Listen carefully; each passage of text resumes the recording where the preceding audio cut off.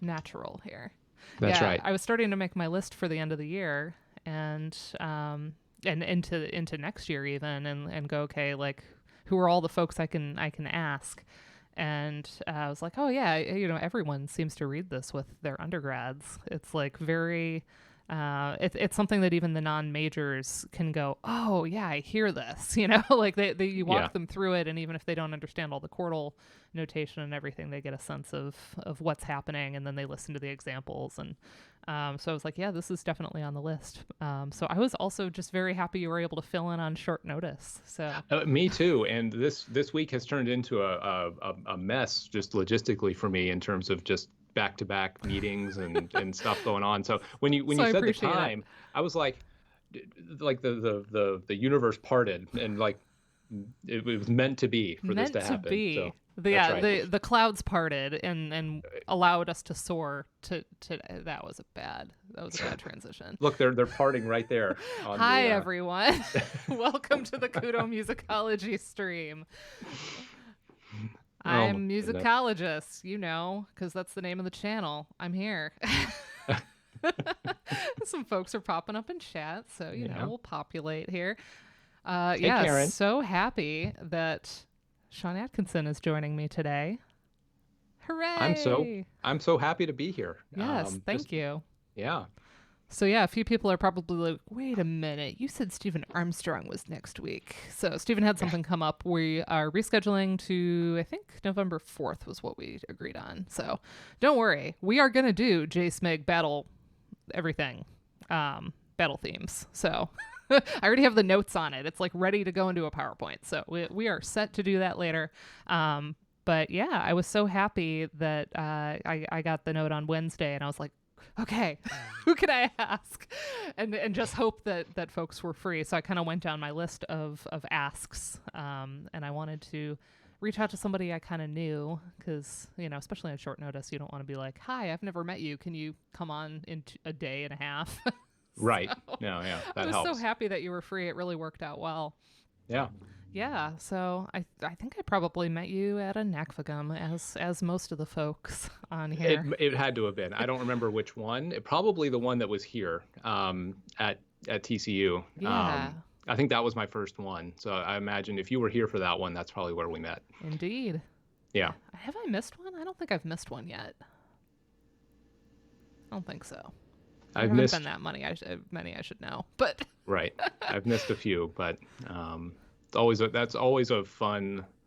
It's a fun group to be around, and everyone's just doing such great, amazing work too. But then everyone can also have a good time at the same time. It's a remarkable organization and group to be with. So I agree. yeah, So, as Dr. Greg is pointing out here, this started out as a NACFAGM presentation.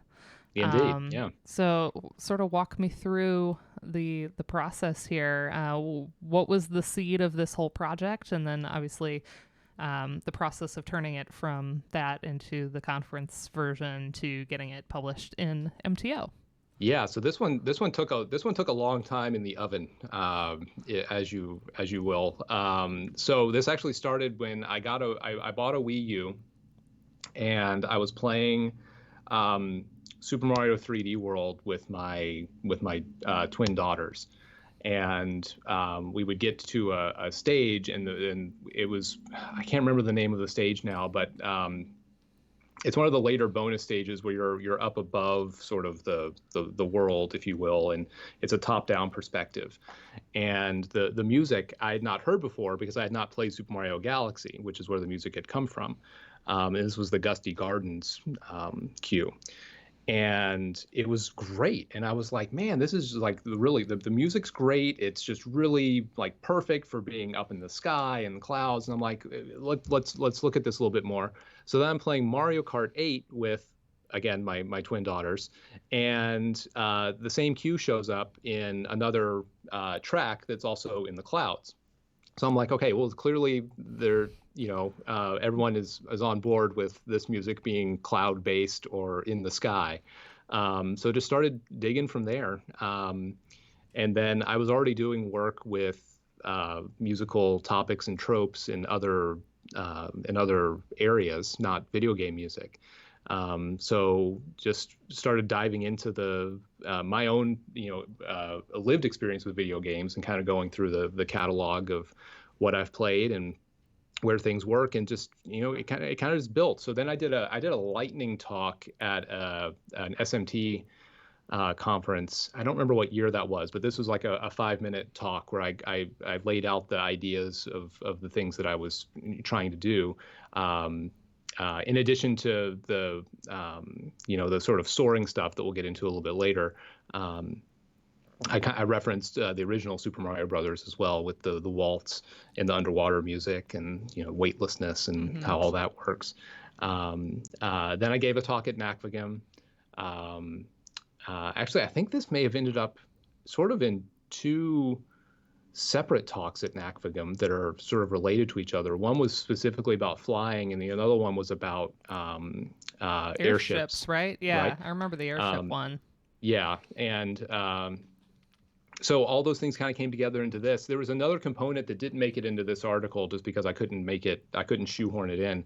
Actually, a reviewer, I should take that back. I did try to shoehorn it in, and a reviewer was like, no, no, you can't do it here. Like, this needs a whole separate thing. And I was like, okay, fine, I agree.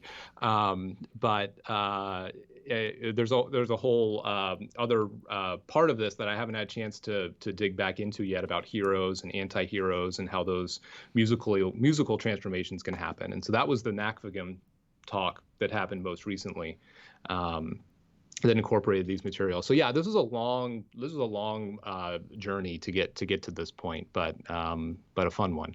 Yeah. So MTO obviously is a kind of more generic, well, not generic. It's a music theory facing journal, as opposed to being like the Journal of Sound and Music and Games.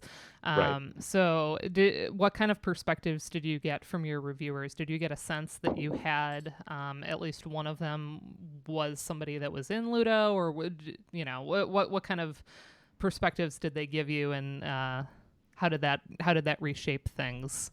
Yeah, I'll also say hats off to the editors at MTO, because they do a great job of finding reviewers, and it's a hard task to just find reviewers, period, that can devote the time and energy needed. But they find reviewers that are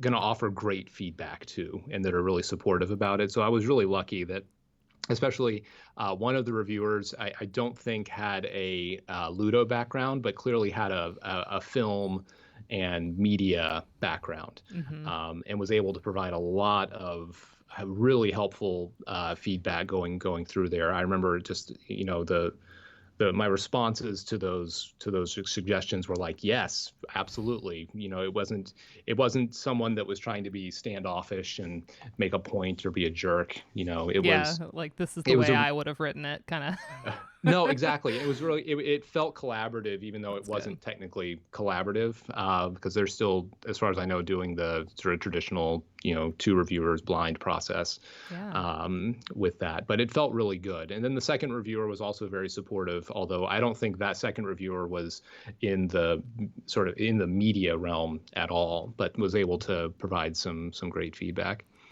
Yeah, I think it's really important for our.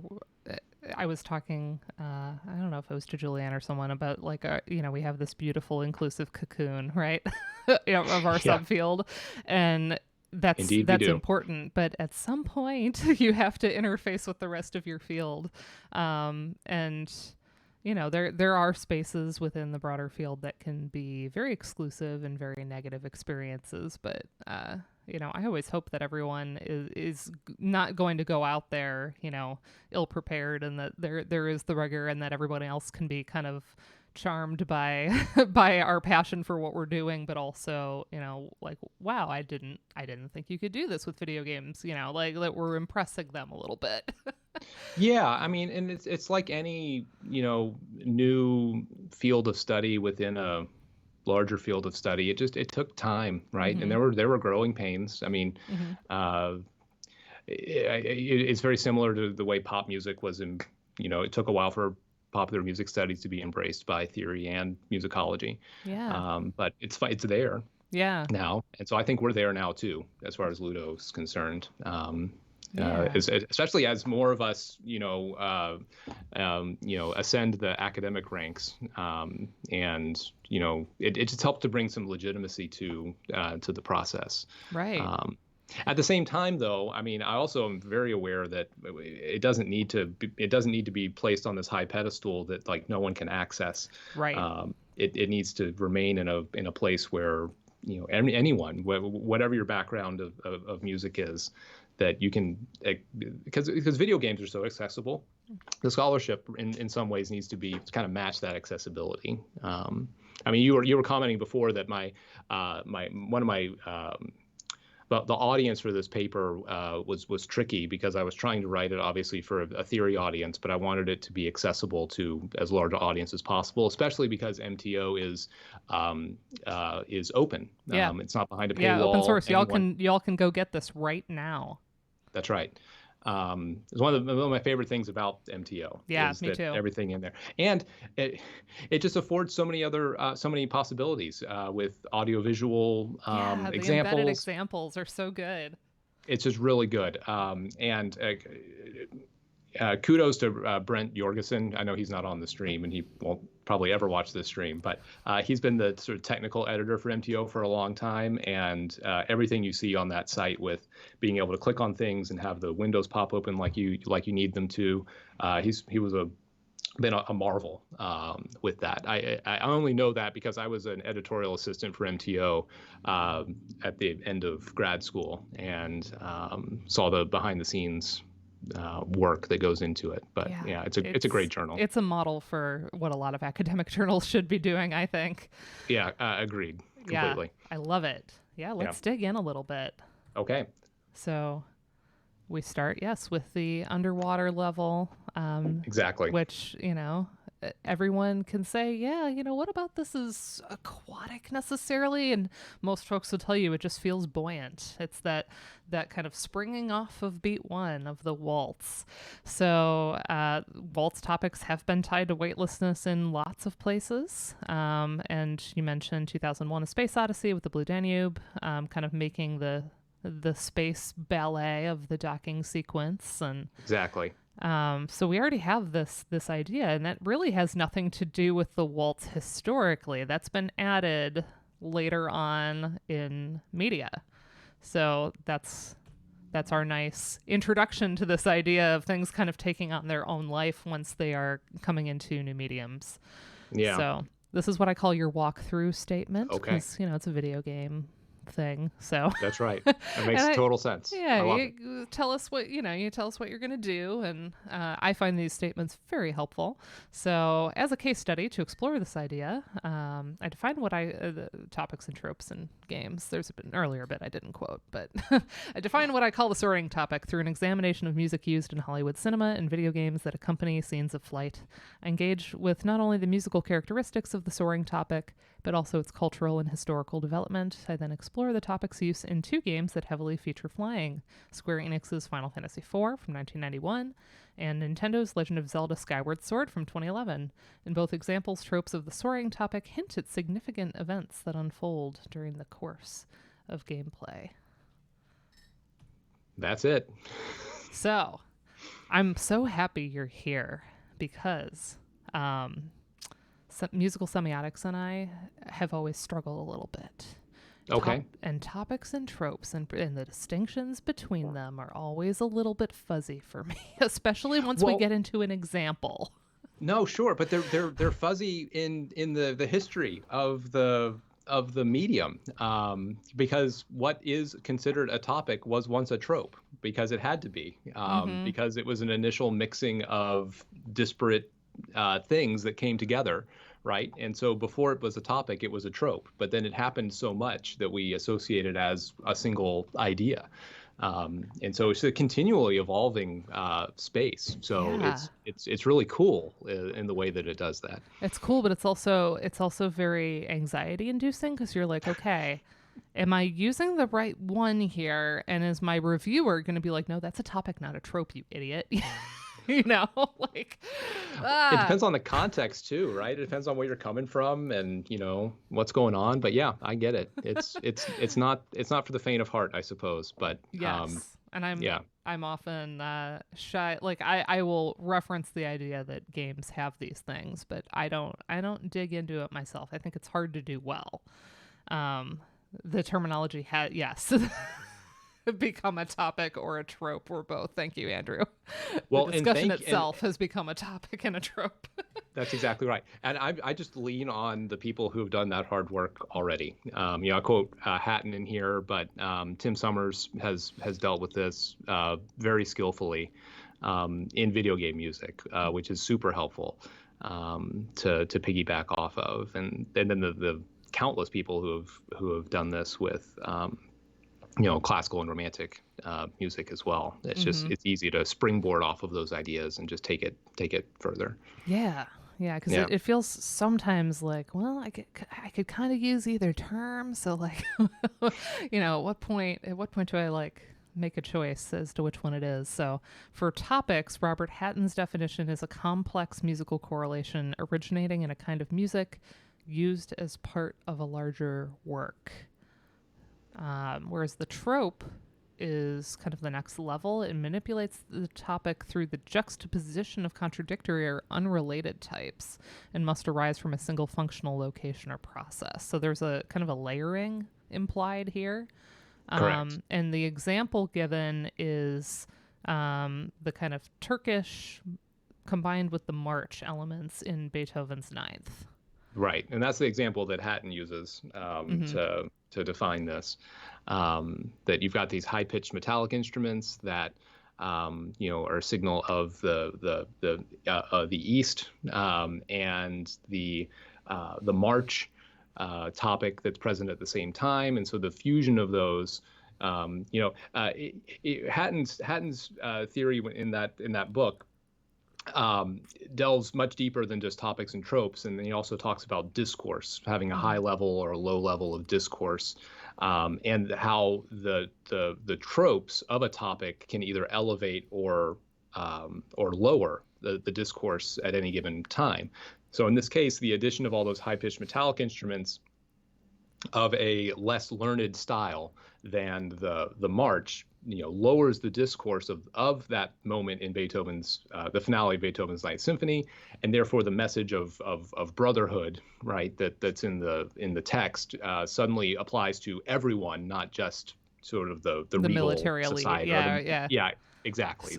It's not just the kings and the regal folks that get to act together in brotherhood. It's everybody. Yeah. Yeah, and then of course, remembering back to like early music history, I'm like, wait, troping. Troping's very different back then. So correct. Then I'm trying to wrap my head around, okay, so we're using this same term now in these two different contexts. And I don't know, Karen was in chat. Maybe has worked in both a little bit. So maybe has a sense of like how those could be related, and feel free to explain it to me like I'm 5. I love that. Same here too. Those are my favorite explanations. Yeah, like what's the connection here between like a medieval process of troping and tropes as they're being defined here? I guess it's the idea of building off of, maybe building I don't know. Out of. Yeah. Anyway, we'll see what Chad has to say about that. Yeah. Oh, she's here. Come to my rescue. So, the tropes are often coming out of combining two or more established musical topics in classical theory. Tropes are everywhere, yes. And glossing, yeah. There's like all this constellation of terms that gets a little bit confusing, adding new meaning and commentary. Yeah, okay. So, on the right track. So in general in Hatton, we are mixing two or more, as we had the Turkish and the march. But David Neumeyer in film treats topics and tropes as a continuum, which I really liked. I liked that because it kind of suggests that, things can be kind of both at the same time or using, I don't know, it can be along the continuum. And that instead of tropes arising only from layering of multiple topics, can also result from adding or removing elements from a topic, which is Yeah, cool. I mean, this is the part of Neumeier's stuff that I really try to capitalize on is that, you know, for any topic, there's going to be a series of things that you kind of check off the list of it has this, it's got this, it's got this. This is how you know that it is, the pastoral or the hunt or yeah. Exactly, that's right. How you know those things are there, and so what Neumeier sort of decides to do with this is to say, oh well, you know, if we take away one of those things, it's still suggesting the original topic, but it's somehow different, right? And what makes it different, and how does that difference incorporate? And for him, in film, in many contexts, how does that incorporate into the way that it's being used to create new ideas and to create new meaningful explanations for, or I should say, meaningful connections Yeah. with the context that it's in. And there has to be kind of like a horizon of expectations around intelligibility. Like you can't take away just anything. I imagine like there has to be a point where it's still intelligible as the original topic. Yeah. Like the things you take away, I don't think is a free for all. Otherwise, it stops being recognizable as the original.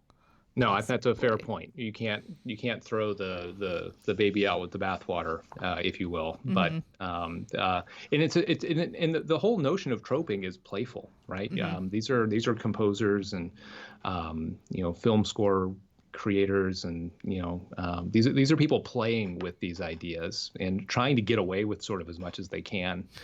Sometimes it really feels that way. It's like me and to my me. entire career just trying to get away with things. What can I get away with today? Yes.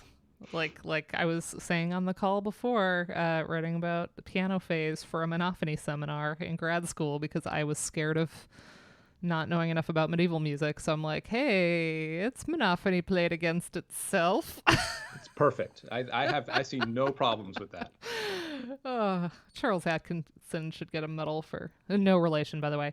Should get a None. medal for some of the stuff he put up with from me, because like I loved his courses, so I kept taking them, but I was like I was not there for medievalism. I just thought it was cool, and then I wrote these weird papers, and he was one of my best professors and editors throughout school. So yeah, I'm all about playful. I guess that's why I'm a ludomusicologist. I'm all about playful writing too. Yeah, I try to impart this. I'm teaching a grad course right now on music written since 1950, and it's an Ooh. analysis course. We're wrapping up a unit here in the next couple weeks, and then the next 6 weeks or so are going to be Ludo Nice. explorations, which is going to be really fun. But I try to impart on my graduate students that, and it is similar to what we talked about before, that everyone gets really wrapped up, and we've ingrained in our students, what does it need to be like? What are the specific things that this needs to focus on? What are the check marks with that? And I try to be the antithesis to that sometimes, and it can be scary because if I'm telling you I want you to pick this scene from, like, the project they're working on is they're picking a scene from John Adams' Nixon in China, and we've been talking about minimalism for the last couple of weeks, different contexts, different composers. Read some things about Nixon in China and about sort of mixed media analysis, and I'm just letting them go. I'm saying, give me 1,000 words on a scene from Nixon in China. And so all the questions come up. What does it need to have this? What's the minimum number of examples that need to be? I'm like, just go write, right? We can worry about that stuff later, but let's just write something to begin with and just see what happens. Yeah. Like we were talking about before the stream started. I'm a big proponent of failure is okay. And I don't like to penalize people for failing because it's part of the learning process. So. And they usually know instantly, like, no, this didn't work. But they're the ones that know, right? An amazing clarity comes to your thinking when you see, no, this didn't work. Okay, what now? Or what next? Do I walk away from this? Does it suggest a different avenue? Can I shape it in editing? So those are skills that are hard to teach. So without the first taking that that chance. I'm actually teaching an emotion seminar right now for Heart with my grad students, and I actually almost picked a Nixon and China aria for Anger Week. Okay. Because a classic kind of like rage aria, right? Are you talking about is it the coloratura one at the end of, okay, end of Act 2? Yeah. I ended up not doing that one because I didn't have a good accessible version of the score for myself. So we ended up doing some different things. Anger was a fun one to try to pick, anger and music, because we're doing the first half of the class was all like setting up the readings and how complicated it is to model music and emotion, and then the second half every week is on emotion, and then we're doing like deep dive score study and listening, and I keep telling them, like, it's not about sitting and doing Roman numeral analysis, although that might be part of it depending on when we are, and if something is interesting because of a vertical chord structure, great, put that in there. But I'm trying to get at, we can do all this referential, this was used in a film and it shaped the history of how we view this piece, all that stuff, getting into like the Yoslin and Sloboda Brekfema model, and your episodic memory could be a reason that you attach an emotion to that. Like, you might have a personal reason for associating this with an emotion that has nothing to do with the musical structure, right? That's right.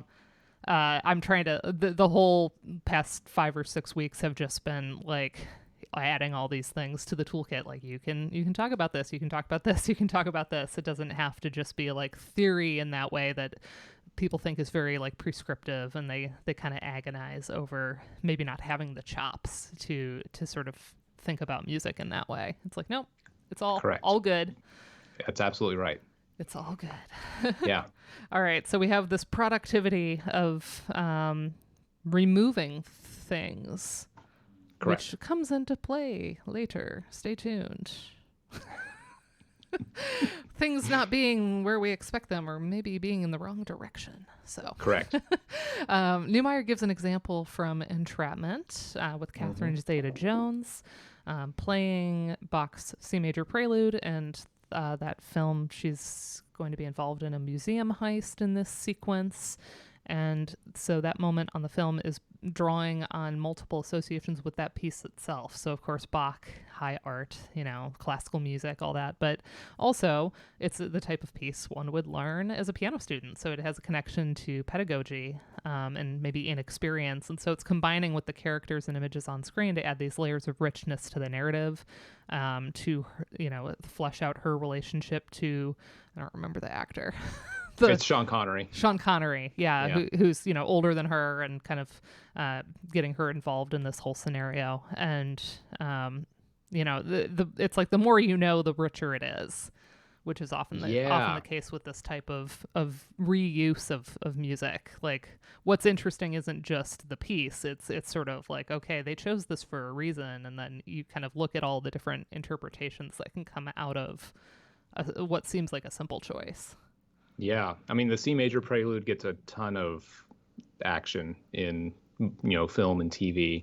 The first Bach cello suite, same thing, gets repeatedly used to usually to try to signal some kind of like high class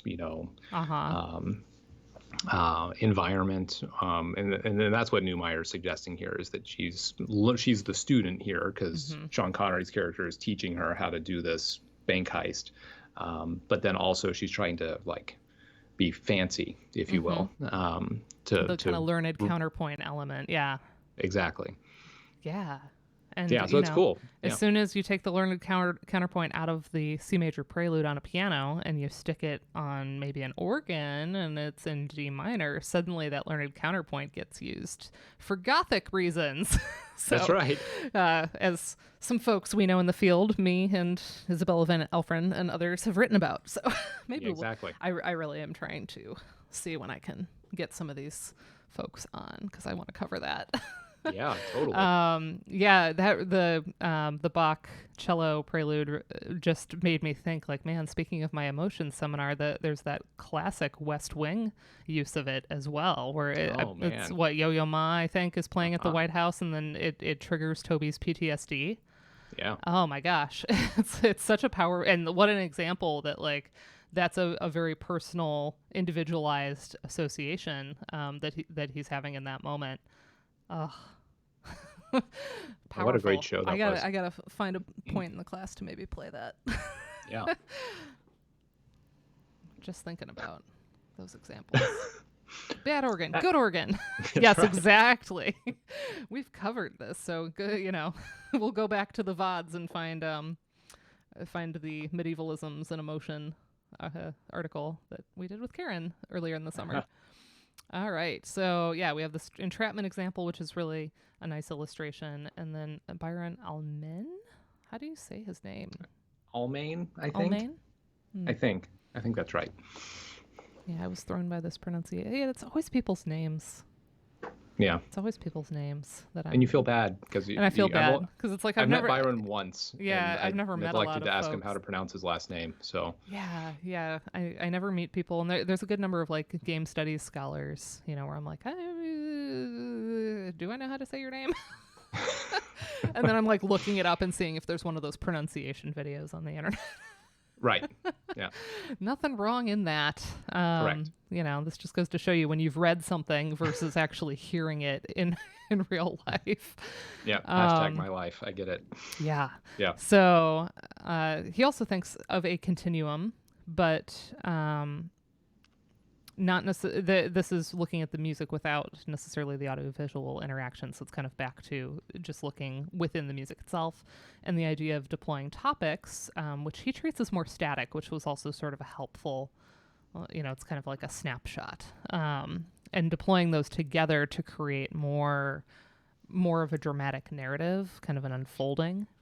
Yeah, this was really like critical for me in my thought process about tropes, because I had always sort of assumed and thought about tropes as also being somewhat static in that.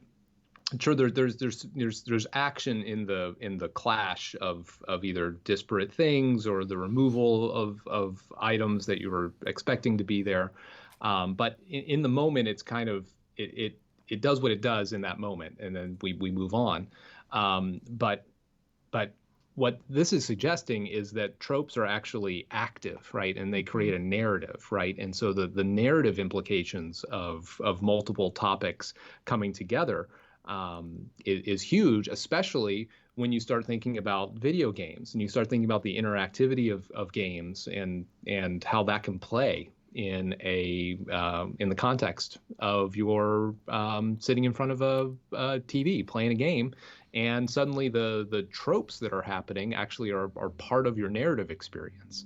Yeah. They're incorporated in your narrative experience, and so this was huge, and sort of the final piece that kind of gelled everything together for this article. Yeah, it's like taking a series of still like cell paintings and then animating them almost. It's like a process of animating the topic into a trope. Just a useful way to possibly think of this. Sure. But yeah, I think often, and I know I've misused it. Like I've used trope when maybe I mean topic. So I have a lot of anxiety about that. But this is why I don't commit this to paper. If I were, I think I would do this work and I'd be more careful about it. But I know certainly like misspeaking all the time, these get used as synonyms by a lot of folks. Yeah, and especially I think in the film world, the word trope gets used more often than topic, and I do think that's appropriate even in those contexts, because literally a trope in the film world is usually combining some visual idea with either a action that's happening or a narrative device or music that's happening. And so you are taking two separate things and pulling them together to create a trope. Yeah. And so I think that works. But the language difficulties are apparent here when talking about this. So what I find useful is when I'm talking about this, I usually have to be very clear up front. What do I mean by topic and what do I mean by trope? And good academic advice in general. Just like say how you're using terms, even if they seem like they are understood by everyone, they might not be. Correct. And it's just it's good practice to do that, especially with this kind of work, because these words exist in other in other disciplines. They mean different things too. So it's good to have a little come together at the beginning to define what we're talking about and more importantly what we're not talking about. Is really important. I remember getting this a lot in my like intro to ethnomusicology courses about just like define how you're using terms, and I don't know why I associate it with those specifically. Like I got a lot more of it there than I think I did in some of the musicology courses. But a lot of the musicology courses were introducing me to how like certain subspecialties of musicology did use those terms. So maybe they were doing it implicitly, but I remember Udo Will always saying like you have to say how you're using all these terms. Yeah, the areas of study are so disparate. Yeah, and it's I think it's one of the hardest things that took me a long time to learn, and I don't think I've mastered it yet. Even is we're writing for audiences, and those audiences change depending on if you're writing for a book chapter or an article, or you're writing a book, a whole book.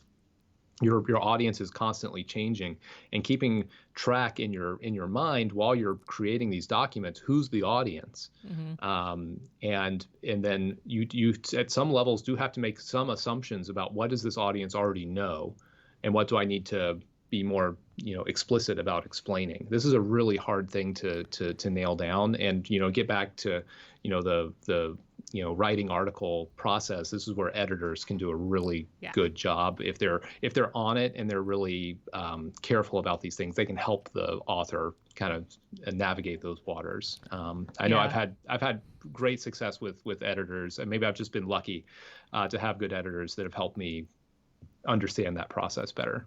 Right. So, to make it really specific to our field, especially as I know there may be a few different students in chat, if you are talking to NACFGM, how much you don't need to set up the game quite so much. Maybe if it's an obscure title, if it's an indie title, but like you don't have to tell people the plot of a Mario game. Like, maybe a sentence or two for the specific piece in the franchise, but you don't really need to contextualize those types of things if you're speaking to an audience of game people, right? Whereas if you are giving a talk to someone that really doesn't know game music, they're going to ask you questions like, what do you mean when you say boss? My advisor did it to me at one point. I was like, oh, like I had to step back and think about it. Like, oh, okay. So you play a level and then you fight him at the end. Like, I think I was talking about Mega Man. So I'm like, you get to the end and there's a robot and you can't progress until an adversary. Like, oh, okay. Yes, an adversary. An adversary battle. Right, go. Exactly. But, just to make sure you're on the same page with people, you may be able to, and that's such a basic example, but things like genres, we can say, oh, this is a first-person shooter, and nobody needs to be like, well, what does that mean? Or this is an action RPG or something like that. We have those shorthands that we can kind of use more readily, but if you put this out into an MTO, you might get someone saying like, what is an FPS? Like you didn't define the acronym, like you need to do that. So anyway, And here we have an issue where there's like popular uses of the term, I guess we could say, kind of more conversational uses of the term, and there's just a lot of conflation happening when folks are speaking off the cuff. So then it starts to get to my head a little bit where I'm like, wait, what do I mean? So this is very helpful. Yeah. Okay. So then I called this your thesis, and someone is going to tell me I got the wrong thesis someday, but. Nope, this is it. In the examples I discussed from Final Fantasy IV and Legend of Zelda Skyward Sword, I treat the musical cues themselves as able to traverse Neumayer's continuum without at first relying on the video game in which it is heard. That is, the music itself contains the alterations and layers that move the topic towards becoming a trope in the manner of Almain's purely musical consideration of narrative, and that trope then actively participates in the greater narrative of the game in the manner of Neumayer's cinematic troping. That's it. That felt like an argument. A strong one. So, and you'll notice these aren't page numbers. These are paragraph numbers. So correct. In case anyone's like, why are we in square brackets? That's why. Because MTO is online. So instead of just having these things floating here, they that's one thing I really appreciate about them, because you go to quote things that are only online sometimes, and then you're like, I can't put a page number, and then do you do like NP? What do you do? So I like when they have this. So Yep. anyway. Every paragraph has got a number on it. Oh, it's so which good. is helpful. It's so good. So the soaring topic itself is a trope combining elements of the martial, transcendence, machines, and the supernatural. So It's a complicated one. yeah, you think, oh, we're just in the air, great, but it's already bringing together things that were existing before this. So, as many of us do when we start looking at this material, you go to silent film and you go Correct. to these, or no, it's Rapé, I believe, right? I think that's correct. Yes. 1924 catalog of musical moods, and then also his 1925 encyclopedia. So these publications that were meant for silent film accompanists that gave a ton of examples. You could look up any sort of like scene you might have, like, okay, there's a love scene happening, and so you flip to those pages, and then there's little incipits from a number of different classical, actually a lot of late romantic works that can be used to kind of evoke that. So it gives you a sense of what people have in mind, or at least what he had in mind as being really evocative. And then if those are getting used over and over again to accompany these sequences in silent film, you can see how then that makes its way into film composition when it is newly composed, like some of those same ideas. So, correct. I could not have said it better myself. Keep going. Yeah, for the airplane category. When we have airplanes depicted in film, it's Mendelssohn, all the time. I don't know. Mendelssohn. There's a lot. He really fly. He really loved Mendelssohn for these examples. It's not that Mendelssohn is like overrepresented in the catalog. It just seems to be in these instances, Mendelssohn is overly gone to for whatever reason. Yeah, because there's a lot of interesting, again, a lot of late romantic. There's a lot of Wagner snippets, leitmotify stuff. Yeah. Which then becomes filmic leitmotif, and then there's all this hand wringing about how it's signposting and not developing the leitmotif and blah blah blah. Correct. Blah blah. That's a different stream. So. Mendelssohn, we have the Presto from the Rondo Capriccioso, Opus 14, and the second movement from the Three Fantasies, Opus 16, and then in the next year, the Encyclopedia also lists the Overture to Midsummer Night's Dream. And all three of them contain rapid, repetitive motions in a high range that suggest mechanized flight. So that seems to be this piece of this topic, or this trope that we're going to build. Yeah, there's a great scene from the movie Wings that won.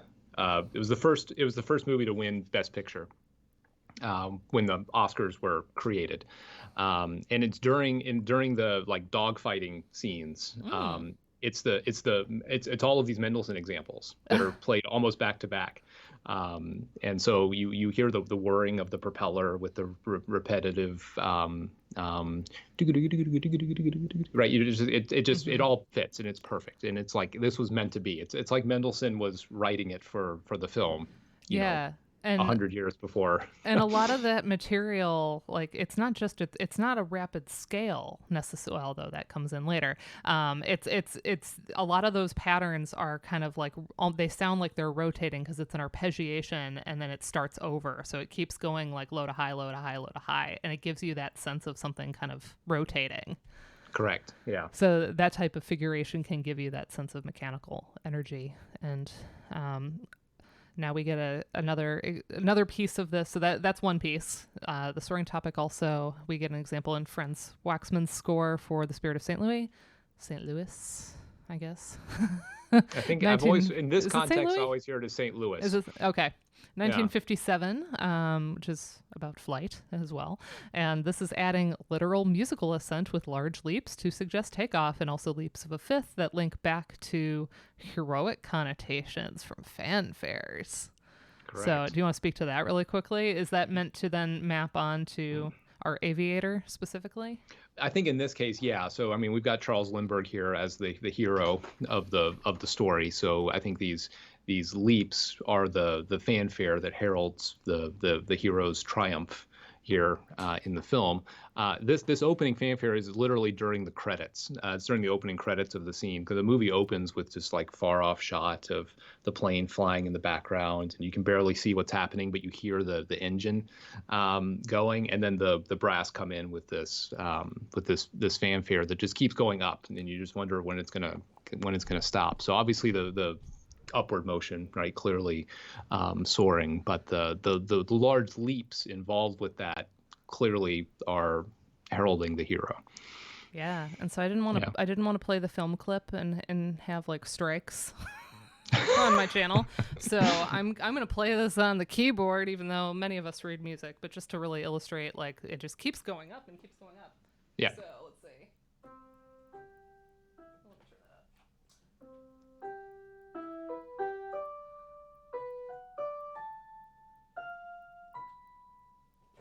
So it just keeps going up and up and up and up and up. So we get the takeoff. That's right. I will probably not succeed at all of these, but it's the angle that I have my MIDI keyboard at. It's not very conducive. But I do my best. It'll work. It's also a terrible, like, it was for free off of a friend who was moving. So it's not, not like you a can't good complain MIDI when keyboard. It's free. Yeah. Exactly. One of my favorite examples is Superman. I love the original Superman so much. Yeah, I'll take that over basically any other version of Superman ever. I just love the original. So John Williams' score combines the flying theme and the love theme. So of course there we have Superman lifting Lois Lane for a romantic flight around the city, and she's terrified, and then it's this moment where we are kind of combining these elements. So we have the arpeggios and then the rising romance represented there, but also their flight. So the folks maybe know the melody line more so. So let's see, we're what, A major?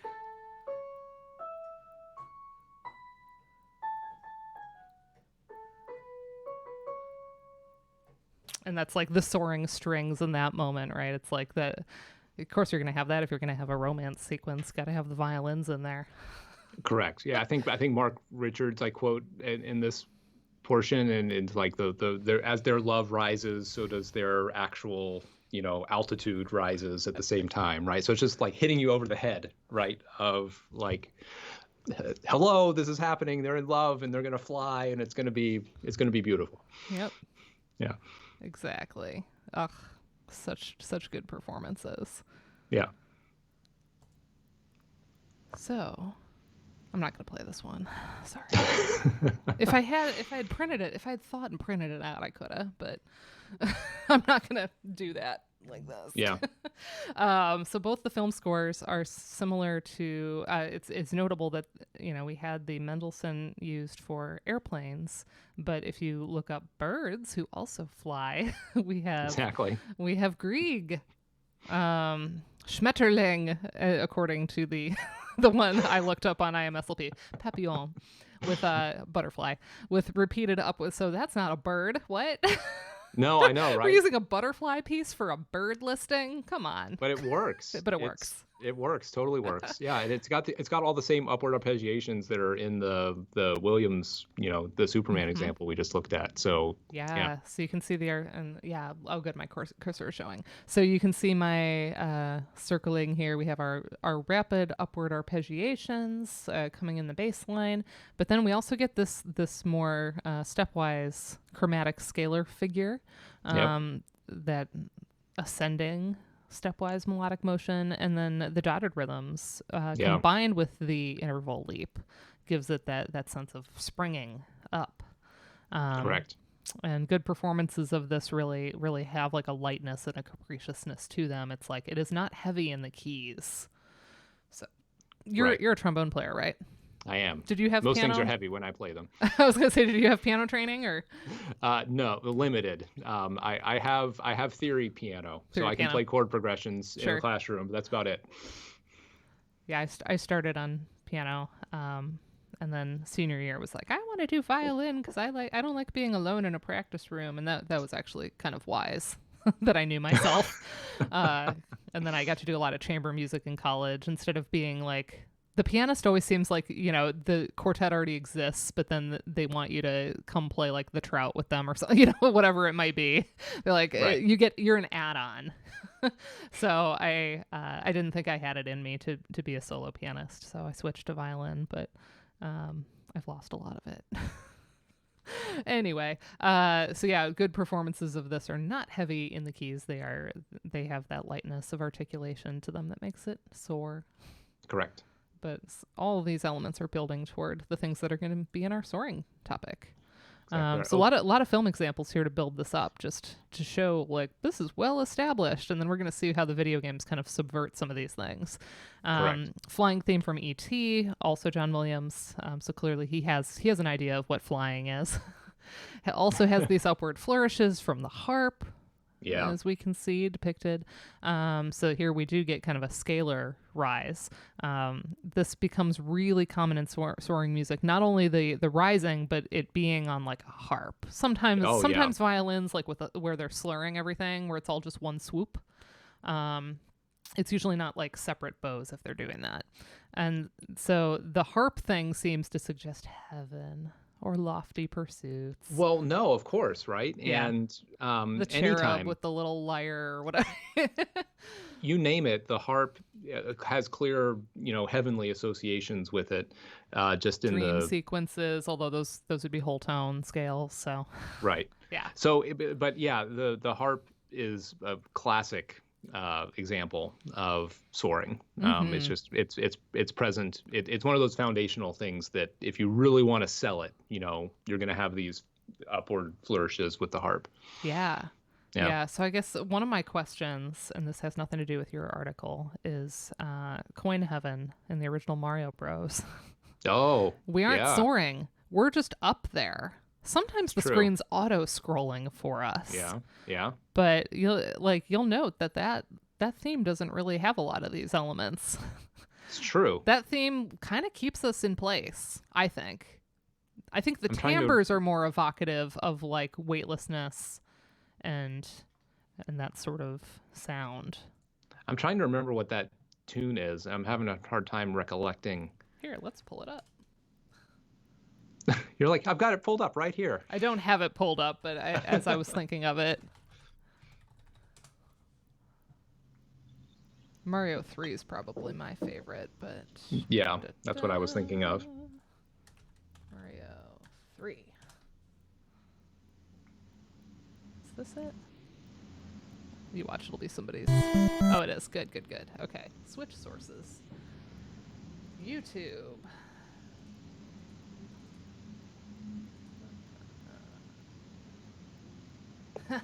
The last thing I pulled up on YouTube was Robo Rolled. Do you know that one? No.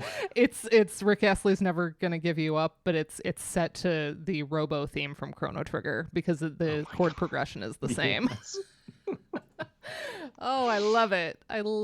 Okay, so let's bring that forward in the mix here. Oh, terrible cropping, but it's not an image anyway, so let me switch over here. Okay, there you go. Are you seeing the green? The very lime? Okay, so Coin Heaven. Oh, yeah, of course. Okay. That's a little loud.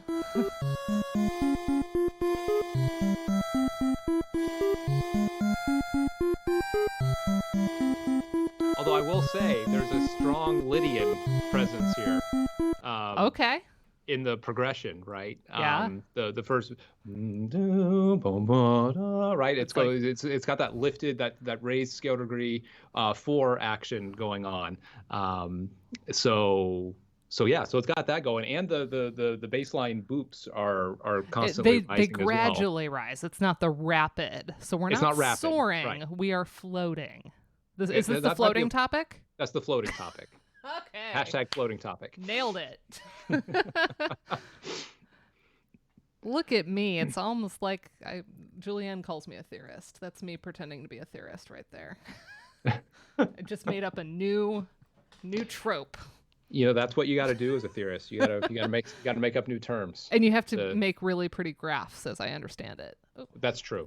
Both of those things are on every music theory PhD exam. Yeah. Can you make a pretty thing? Correct. Jump back through. Okay. Yeah, sorry about that. I Agreed. It accidentally is full screen. very, very legit. Yeah, there's a 1-2 oscillation or Oh yeah, one Andrew's flat totally on. 2 to create that sense of weightlessness. Yep.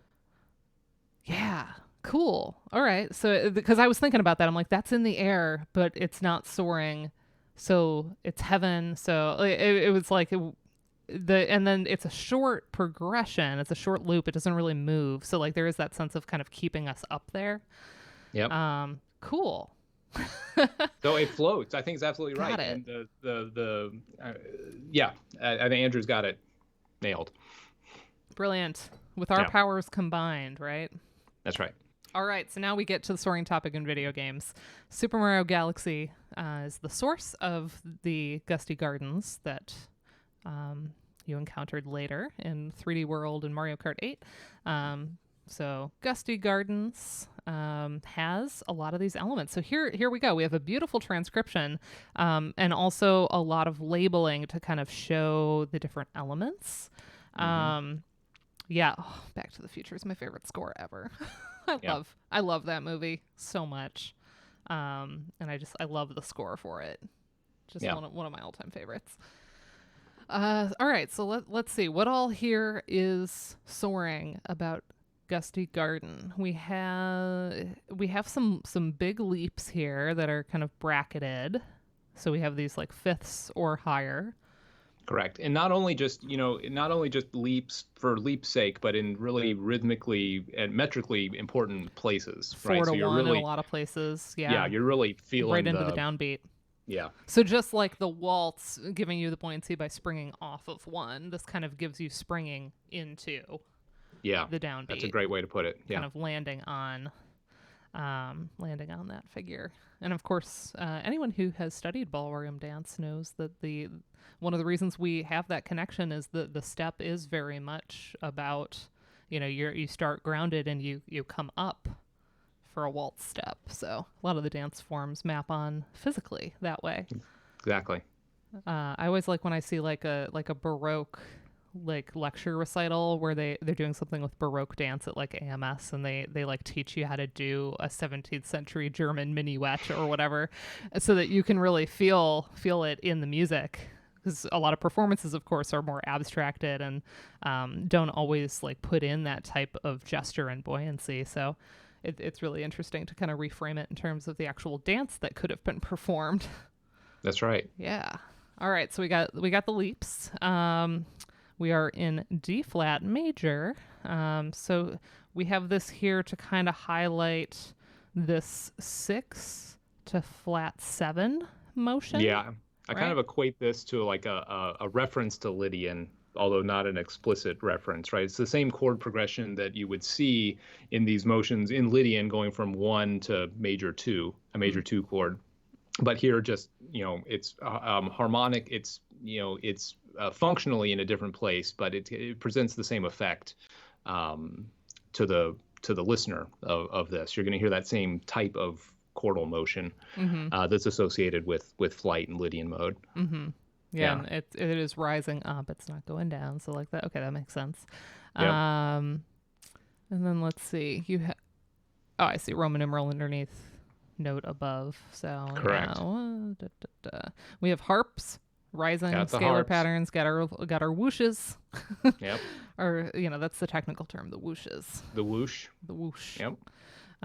So those are kind of all the elements, but throughout the cue, the highest point is at the end. We don't get that high D flat anywhere before that. We do kind of rise up and in a couple different points. So it's not like it starts super low and then keeps getting higher and higher and higher. It kind of has like a gliding quality to it in terms of the melodic contour, but we do save the sort of final ascent for the end of it. Yeah, I mean, in general, most tonal music, especially classical and romantic music, it tends to be a downward descent towards tonic. So anytime that you have motion that goes the opposite direction, it becomes noteworthy and kind of marked in a way. Just the motion itself becomes marked. Totally unrelated to this topic, but Michael Buckler has this great paper about how like incredibly happy Disney songs are sometimes, and it's because of this Need upward. that for my emotion seminar. Yeah, exactly. No, you really should, because he takes his linear structural approach to the analysis, and instead of having a descending line across the course of it, it's actually an ascending line to the end, right? This uplifting kind of thing. I think it is published, maybe. I don't know if it. I know I've seen him give the talk, but that was many, many years ago. But I think he's published it. Someone do a Google and put a DOI in the chat or whatever if you find it. Just search Michael Buckler and Disney songs, and we'll see what happens. I love it. I did a lot of Disney research for the Dragon's Lair book, because Don Bluth was an ex-Disney animator, but it wasn't looking musically at Disney quite so much. It was more like that was the animation piece. Right. Not that there were it's really that game chose to engage more with medievalism than it did with like kind of the musical theatery Disney. So anyway, there's so much out there. Heard about it for a while and then never. There's a couple of these like white whale talks where I like wasn't at the original, and then I heard about it and it's relevant to my research, and then I reach out to the person and like don't get a response. Oh no! Like, please. Especially if you don't know them at all, and like if it's in kind of publication limbo, you don't necessarily want to send a draft to the random person asking either. So like it's not like I take offense at it, but there is things that I'm like, please publish so that I can finally cite the thing. Correct. Yes. All right. Yeah, so here we get the Lydian mode. John Williams in particular seems to like Lydian mode, which has that raised fourth scale degree, so suggests kind of rising up. Of course, it sort of wants to resolve up to the fifth in a lot of cases. Is that normal in Lydian? Am I imposing tonal harmony there? No, I think you're spot on. Lydian creates this kind of double leading tone motion where you've got this like extra note that's pushing you to dominant. Yeah. And it helps with the lifting. Yeah. Oh, there you go. Maria, Correct. Any theory undergrads that are like, trying to remember for sight singing, like they have their little like tunes to remember all the intervals. I will share because of West Side Story. I'll share this. Danny Jenkins. I don't know if you know Danny. He's a music theorist. He teaches at South Carolina, and I knew him coming up through grad school. But he reached out to me and said that he assigned this article to his students, and I think this was right before COVID, so it had to have been like right when the article came out. And it wasn't a Ludo class; it was something else.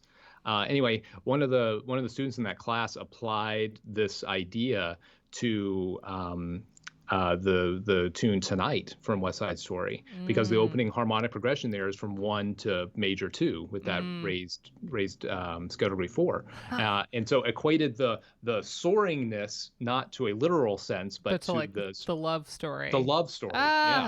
It's like Superman all over again. Here's an update on the Superman comments from earlier. Ugh. Exactly. It's both of them together. Oh, I love that. And of course, I've always heard Lydian as an evocation of like modernism or like futurism. Thinking of like the Jetsons, like that sort of 50s, idea of the future. And then of course the Simpsons theme also famously uses the Lydian mode as well, but they're kind of drawing on the earlier animation models there, so that's a reference backward. But so I think of it as maybe also connected into like the technological futuristic element of flight in a way. No, totally. John Williams uses it a lot in Star Wars. Lydian is all over the place for that. So and of course in that and some of these other scores too, there's like, is it technological? Is it supernatural? Is it a little bit of both? Is it being used for magic, like in Harry Potter? So we often get this harmonic motion from 1 to 2 sharp. Why is it 2 sharp and not sharp 2? Because the third is raised. So if the sharp was in front, we would imply the Right. root has been raised. Right. Because we're not Yep. sharping the second scale. Yes. Okay. Almost as soon as I asked that, I was like, duh. Or it's or two hashtag, however you Two want. hashtag, Yeah. as the kids say. As the kids as the kids say. As the kids say, hashtag. Yeah. Or pound sign, right? That's the right. elder millennials say pound sign or something. That's right. Gen X says pound sign. Anyway, raised fourth scale degree and this harmonic motion. So again, we're adding elements to build our trope here, or topic, I guess. A topic that gets turned into a trope. So here's a nice summary. Soaring topic then is itself a trope of many other topics: the machine with its repetitive motions, the martial with an emphasis on large ascending leaps. So this is kind of what you said you didn't get into, the heroic. Right. So yeah, this is the part of it where I branch off and had a whole sort of subsection of the article about the hero and how the hero themes can be transformed in cool ways, and or the hero topics can be transformed into these darker things. Actually, I use Final Fantasy IV again for that example to talk about Cecil's transformation, and that was in the Nakvagam talk. But it's coming soon. I just don't know where it's going to end up yet. Exciting. That piece of it. Yeah. And yeah, like John Williams, Luke Skywalker, bum, bum, ba, ba, ba, ba, right? Mm-hmm. So we get nice opening fifth, opening out to an octave. So like real strong. Correct. Strong intervallic relationships here. So yeah, we have this martial element and the heroic element, transcendence with emphasis on long, sweeping gestures, often performed by a harp, and the supernatural, indicated by the presence of the Lydian mode. So Correct. There you go. That's what it is. That is the soaring topic. Bring that into your mind, because I will leave the slide, and then we'll go from there. I'm not sure what Andrew's no is for. I'm not sure either, but he's very emphatic about it's emphatic, something so being to stop doing something. Andrew likes to give me a hard time about things, so.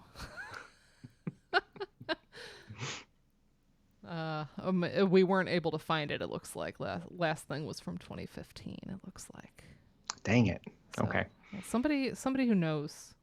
Oh, I see. Sharps are not hashtags. Sure. Okay. Oh, I see. Okay. Yeah, that's fine. No problem there. I 100% agree. All right, Skyward Sword. Now we get to kind of our like meaty case studies here. So, music accompanying flying has martial characteristics signifying Link's heroism. Rising melodic leaps, upward harp flourishes, consistently rising melodic lines, but no Lydian mode. So here's again, our subtraction. Here's our subtraction. And you note, and we will look at it in a moment, but the highest pitch, the C6, is heard 3 times, unearned every time. That's right. Unearned. So the one, it's too early in the queue to be like the final arrival. I can't remember why the other 2 were they're unearned harmonically, I think. They're all harmonically unearned. Yeah. Because they either come off in weak positions or they're not fully attained. Like in the last example, I think is the most telling, is that it's not part of the.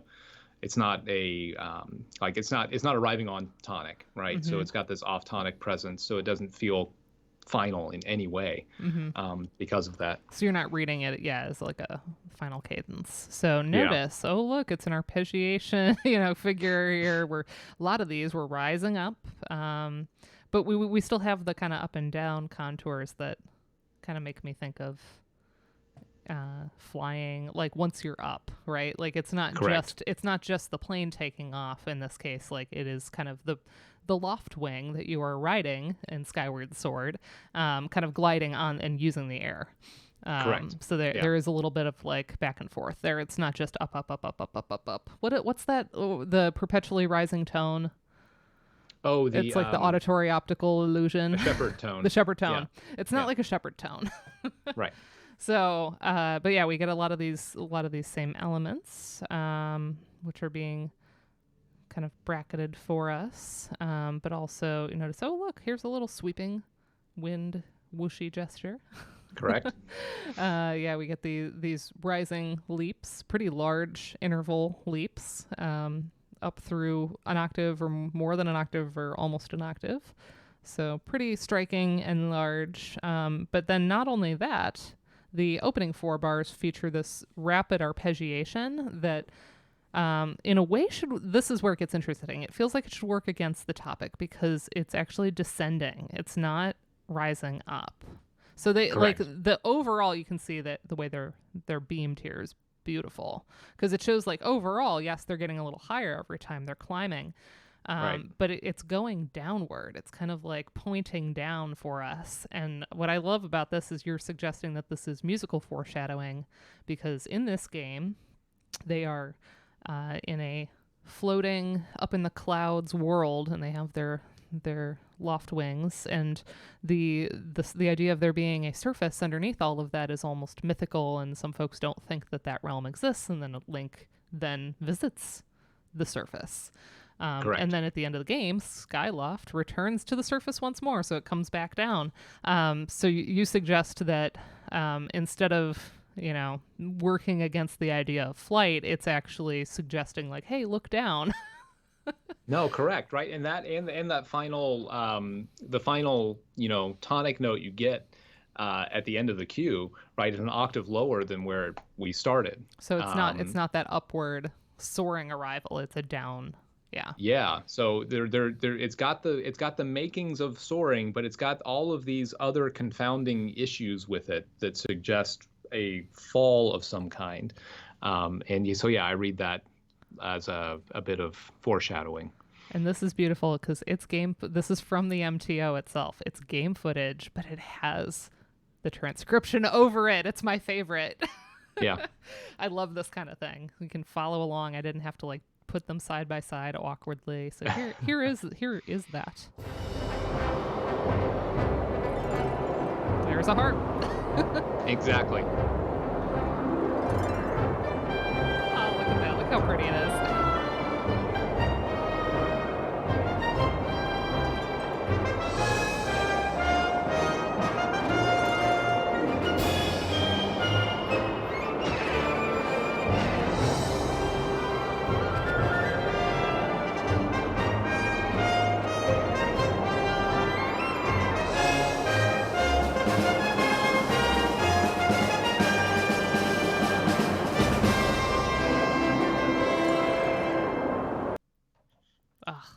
Beautiful.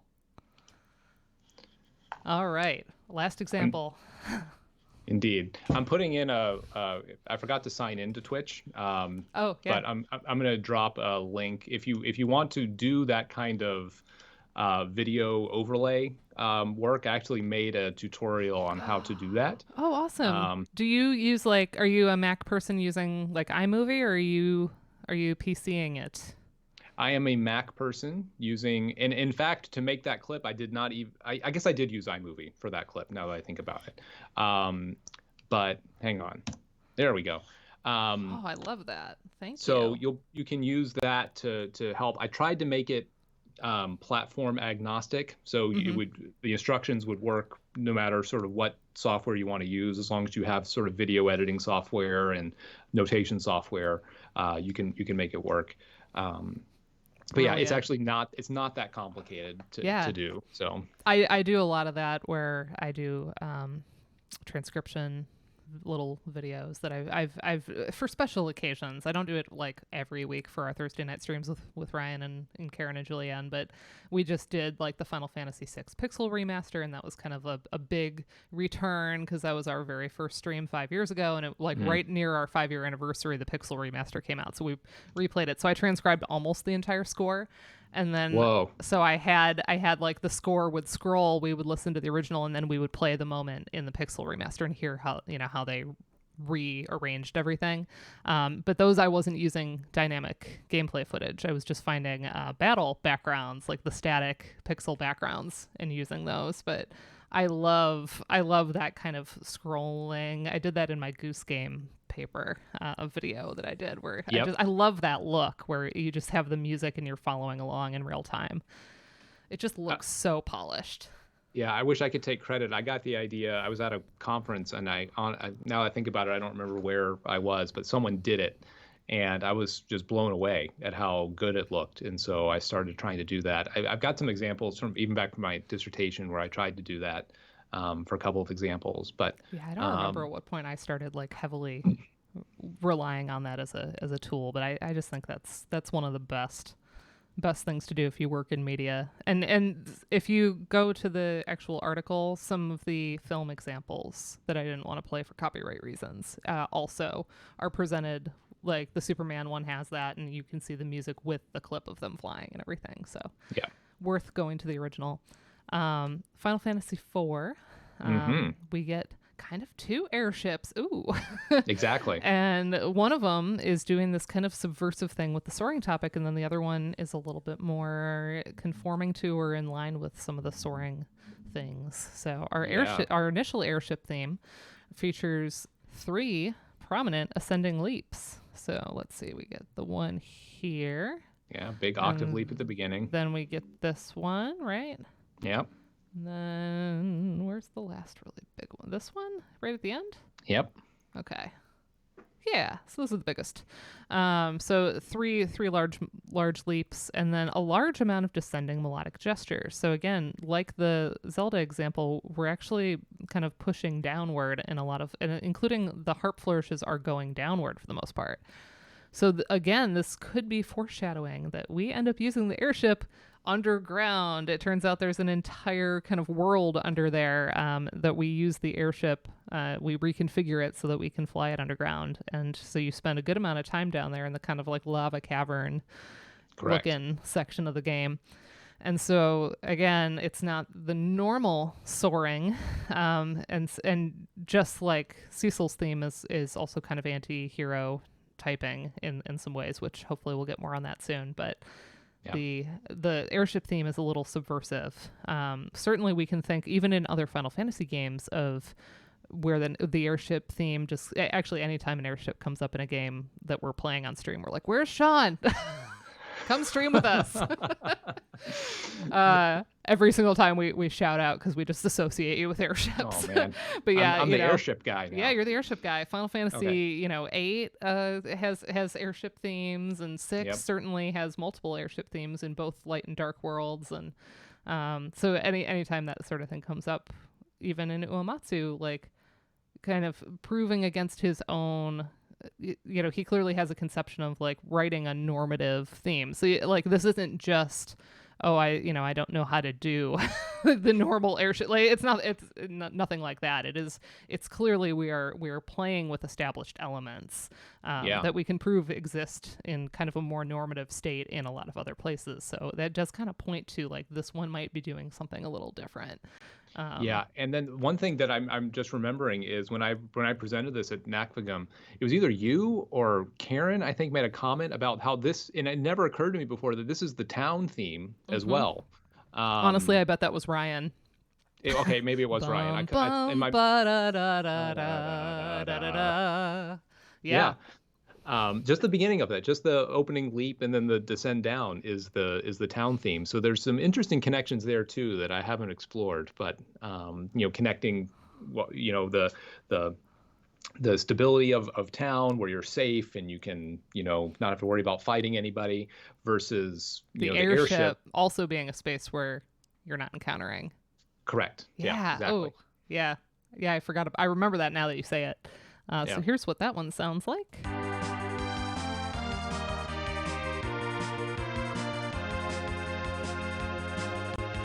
The little bass boom boom boom. Yeah.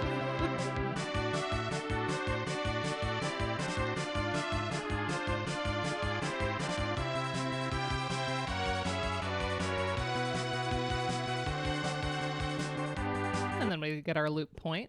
Beautiful, love it. Everyone can't help but bop to that. It's a great theme. So again, as proof that this is not some idiosyncratic Uematsu thing, in the same game, we get what we think of as a more typically rising soaring theme. So the lunar whale airship. So much later in the game, we're on the moon, and we get a lunar whale, which is not a whale but an airship. It's the name of the ship. It's vaguely shaped like a whale. Vaguely whale-shaped, which is a much more textbook soaring topic. So again, this tells you, like, Uematsu's thinking carefully about, I have these two different airships and I'm differentiating them musically. And so, that really makes you wonder, why is this, this other one kind of descending when normally we would have them rise? And Correct. one answer to that is we get something that is much higher up. It's in the moon, the lunar atmosphere. So this is a much more textbook soaring topic. And also this one doesn't go under the surface. This one doesn't go underground the way the other one does. So Correct. I think that I tried when I was writing this, when I was putting all this together, I went back just to verify that you can't take the lunar whale underground, and they won't let you. Yeah, they won't let you. So there you go. So hey, maybe not proof, but it's at least very, very compelling, argument, because anyone can always claim that when you get into this sort of thing, this sort of narrative interpretation, that it's almost like hard to prove, but you can certainly create a more or less compelling argument. So you're looking at the structures, you're putting them in conversation with each other, and then here you have a really clear smoking gun in that you have two that are very different from each other, and so something is explaining that. Maybe this isn't the explanation, but it's a good one. So yeah. That's something that comes up with the undergrads a lot, where they're like, well, did we know that that's what Uematsu was thinking? Well, no, not necessarily. No. Like, as far as I know, we haven't interviewed him about this specifically, although I'd love to see someone bring this up. Like, that would be awesome. Uematsu-san. I would love that. That'd be amazing. So yeah, a textbook. I don't think I need to lay it out. Consecutive ascending leaps, ascending sweeping gestures in the accompaniment, final ascent to the highest note in the pattern, the C6, with a prolonged raised fourth scale degree, Lydian. So everything is in here. So here's that one.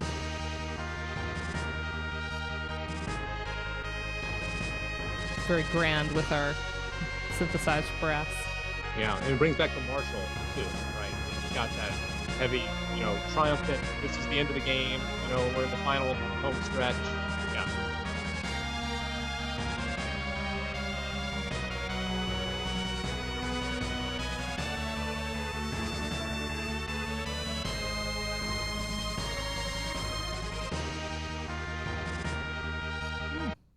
Lost my cursor there for a second. Yeah, so that triumphant, like, late game. The heroes are getting stronger, strong enough that we can finally, like, put a pin in this whole thing. That's right. Julianne always talks, of course, in these games about the ludonarrative dissonance, where you're like, okay, the world is ending, quick, and then let me go grind for 50 levels. I'll be back in like 50 hours. Yeah, I'll be back right? once I've taught every single character Medio, even though I don't have them all use it in battle. Like, I'm that obnoxious player. I teach Gao every rage in Final Fantasy VI, but I, like, never put him in the main line of my party, so he almost never even gets used in the Kefka fight. But I just like having all the slots filled, That's right. You're a completionist. Yeah, gamer. I teach them all the spells, and the games that make that impossible are more realistic. But I get annoyed because I'm like, I want to do it all, though. I want everybody to be perfect warriors. That's right. All right, so our conclusions are that tropes provide rich subtext to films and games, but in games we have the interactivity, meaning that this foreshadowing ends up being opening of space to future interaction and possibly influencing decisions. Maybe. This is probably the most controversial part of this whole thing, is the music going to really influence a player's decision to do something or not do something. Mm-hmm. And I think that's more speculative than anything else, but I think it's within the realm of possibility. Yeah.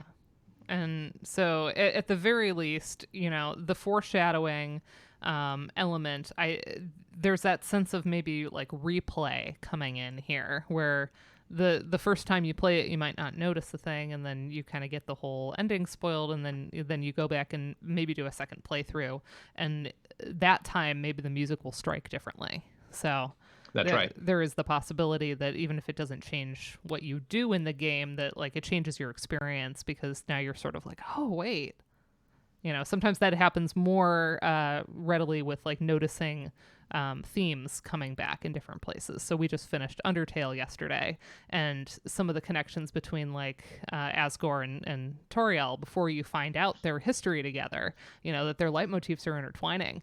But until you meet Asgore, you don't get that like put together for you. So if you haven't played it together, if you haven't played it before, then you're just like, oh, cool, these themes are coming back. And wait, there's a very explicit musical connection happening. So then it adds value to the replay. Exactly. So the added complexity of interactivity differentiates the genre from other media, as most of us know very well and claim. Differentiates from other media, heightens the usefulness as a narrative device. Yep. So that's kind of a fun suggestion, that they can be even more powerful in this context. I think there's also something to be said with the amount of time you spend in games relative to films.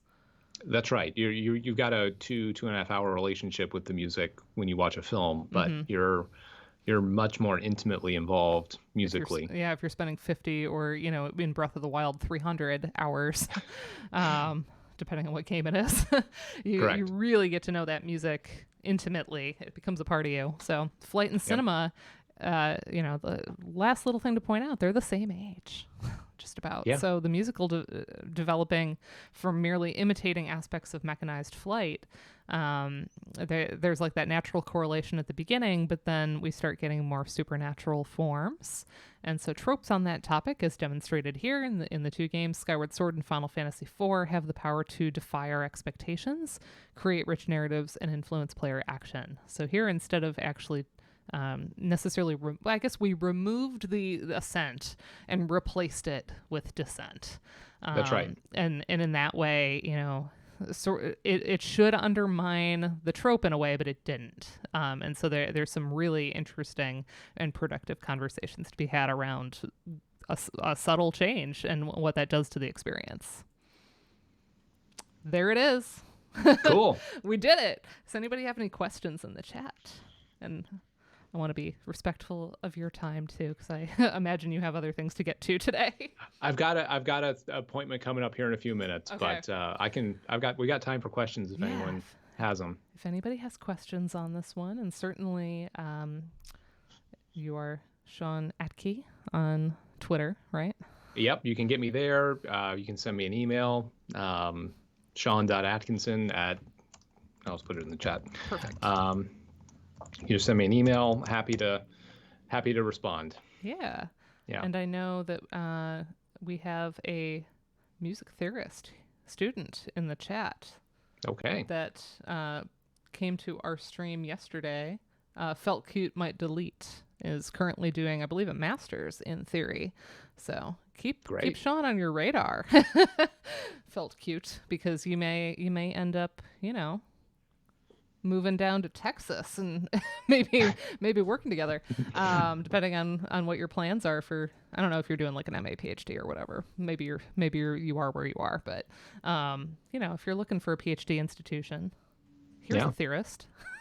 Julianne's another theorist in Florida, so we've got a couple now that are getting into these more long-term positions.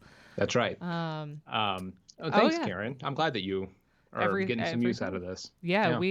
I usually do I assign optional readings every week that kind of relate to what we're doing, and so students have options to read, and a lot of them pick this one because they were like, I liked that the examples were right there, even if they don't read the music, and it speaks on multiple levels, so they can go, well, I don't know what a Lydian is, but they can kind of get the other elements. So I like this idea of having like a multivalent discourse that is accessible and yet still, steeped in the rigor that we need. Yeah. So thank you so much for being here. I was very happy to get to cover this one, and very grateful that you were available on short notice. Oh, I'm happy to do it. And like I said, I'm glad that the timing worked out, that we could make this happen. Yeah, I was like, oh, I hope it doesn't feel like, when you get like the wedding invite and you're like, oh, I'm B-list. Like, that wasn't it. You were just next on the line. I was going to ask you for later in the year. And And this is actually good because I think later in the semester is going to get crazy. So I Yeah. think Oh, this worked out perfect. nicely. Yeah. Works out beautifully. Next week, Andrew Powell's on deck. We're going to be All looking right. at the J. Smig article on Until Dawn. This is the last of our AMS Ludomusicology Study Group collaborations. So tune in next week where Andrew finally gets to be in the hot seat. Awesome. Great. Thanks so much for joining us. Have a wonderful weekend, and we'll see y'all next time.